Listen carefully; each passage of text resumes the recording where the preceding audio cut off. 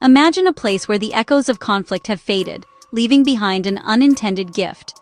A place where decades of turmoil accidentally forged one of the planet's most extraordinary wildlife sanctuaries. This isn't a fantasy. This is a story of astonishing resilience, unfolding in the heart of Africa. For nearly 50 years, civil war ravaged this land. First, a struggle for independence from Sudan, and then, a devastating internal conflict after that freedom was won. The human cost was immense, a story written in displacement and loss. In a strange and profound twist of fate, the very chaos that fractured a nation created a fortress for nature. Where war raged, development halted. The advance of humanity, with its roads, cities, and industries, was held at bay. Nature, in this vacuum, was given a rare and precious chance to breathe, to reclaim, to flourish against all odds. That place is South Sudan, the world's youngest country, born in 2011, amidst a wave of hope and optimism. And it is here, within its borders, that we find the planet's largest terrestrial conservation project, the Greater Boma landscape. This is an ecosystem of staggering proportions. At 200,000 square kilometers, it's an area twice the size of Portugal, a mosaic of sprawling grasslands, dense woodlands, and the legendary Sud. The Sud is one of the largest wetlands in the world, a vast, swampy expanse of water and vegetation that acts as the beating heart of the region, regulating the climate and sustaining life for hundreds of miles. Its sheer scale is difficult to comprehend, a green and blue labyrinth visible from space. The isolation that preserved this landscape is profound. Because development was frozen by fighting, there are barely any roads. A journey of 100 kilometers isn't a matter of hours. It can take days of grueling travel over rough terrain, if it's possible at all. This inaccessibility became an accidental shield, and that meant large-scale commercial poachers, the organized syndicates that have decimated wildlife populations elsewhere in Africa. For decades, they largely stayed out. The region was too unstable, too difficult to access, too dangerous to penetrate. The animals found refuge in a war zone, and now, in a time of fragile peace, we are discovering just what has been hiding here. What they found is nothing short of miraculous. South Sudan is home to the second largest land mammal migration on Earth. Each year, over 1 million white-eared kob, tiang antelope, and Mongala gazelles follow the rains across these vast plains. It is one of the planet's last great natural spectacles, a river of life flowing through the savanna, a phenomenon that many believed had vanished forever. The discoveries didn't stop there. The Nubian giraffe, a critically endangered subspecies, was thought to be locally extinct, wiped out by the conflict. But then, remote cameras and aerial surveys revealed the impossible. Small, isolated populations had survived. They weren't just hiding out, they were enduring, waiting for a comeback. Today, their numbers are slowly rebounding, a testament to their quiet resilience. The elephants of South Sudan are survivors too. They are known to have adapted their behavior, learning to avoid areas of active conflict, their long memories holding the trauma of war. As ecosystem engineers, their presence is vital for the health of the entire landscape. Protecting them means healing the land itself. Alongside them, lions, leopards, and vast herds of buffalo roam these lands, while the elusive shoebill stork, a prehistoric-looking bird, finds sanctuary in the depths of the Sud. It's a complete, functioning ecosystem, pulsing with life. But this accidental Eden faces a new, uncertain future. As peace takes hold, the very isolation that protected it is beginning to fade.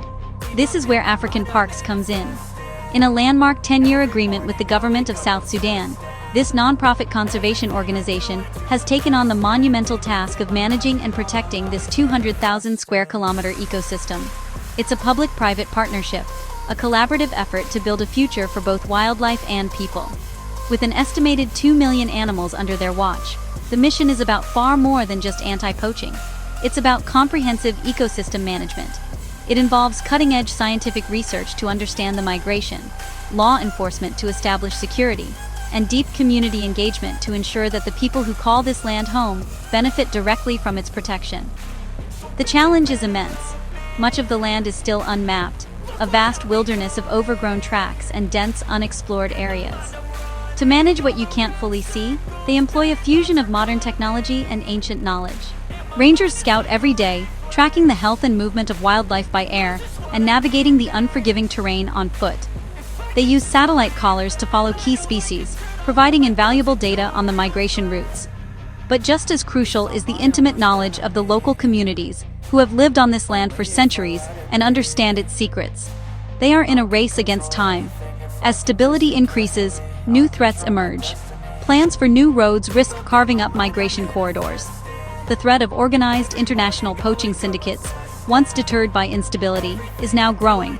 And overarching it all is the specter of climate change, which threatens to disrupt the delicate balance of wet and dry seasons that governs this entire ecosystem. The fight is to stay ahead of habitat loss and poaching before they can take root. Crucially, everyone here understands that long-term conservation isn't just about animals, it's about people. Hundreds of thousands of people from pastoralist groups like the Dinka, Nuer, and Murle live in and around these protected areas. Their lives, their economies, and their cultures are inextricably linked to the land and its wildlife. For them, the great herds are not just a spectacle. They are a part of a shared heritage, a rhythm of life that has endured for generations. Building fences is not the answer.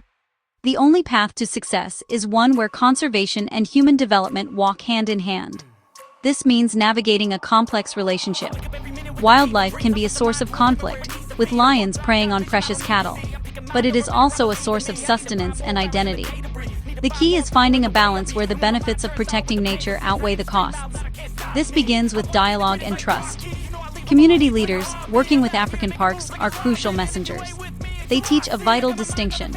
Traditional hunting for food, a practice embedded in culture, is fundamentally different from the indiscriminate slaughter of commercial poaching with AK-47s, which empties the land for profit. The message is one of stewardship, rooted in tradition, but adapted for today. Only take what you need and allow endangered species the space they need to recover. For many villages, new to the formal concept of conservation, this is a hard shift. It requires trusting a new system and believing in a long-term vision.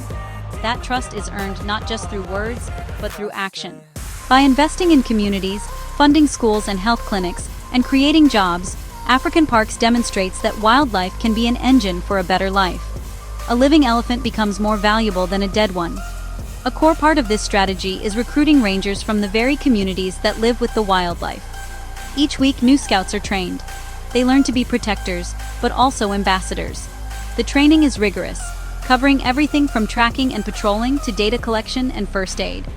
They become the guardians of their own natural heritage. They also share vital knowledge back with their communities, including practical lessons like, if you meet a lion, don't run. Running triggers a predator's chase instinct. Instead, you stand your ground, make yourself look bigger, and shout.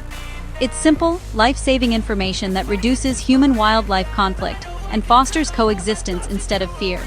These classes are changing minds, slowly but surely. People are starting to see that conservation isn't about taking something away. It's about building a brighter, more secure future. Part of that future lies in tourism. Today, it's tiny.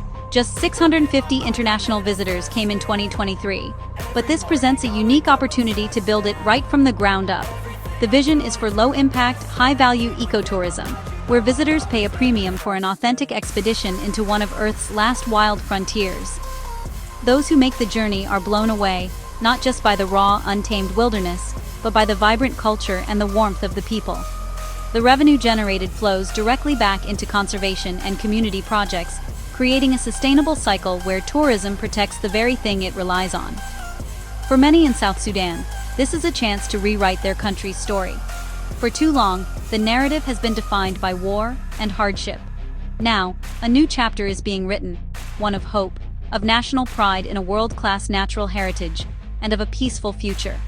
The journey ahead is long, and the stakes are incredibly high. But if South Sudan can pull this off, it will be more than just a victory for conservation. It will be a beacon of hope, proving that even in the most challenging places on Earth, wildlife and the people who call this land home can thrive together, forging a shared and prosperous destiny.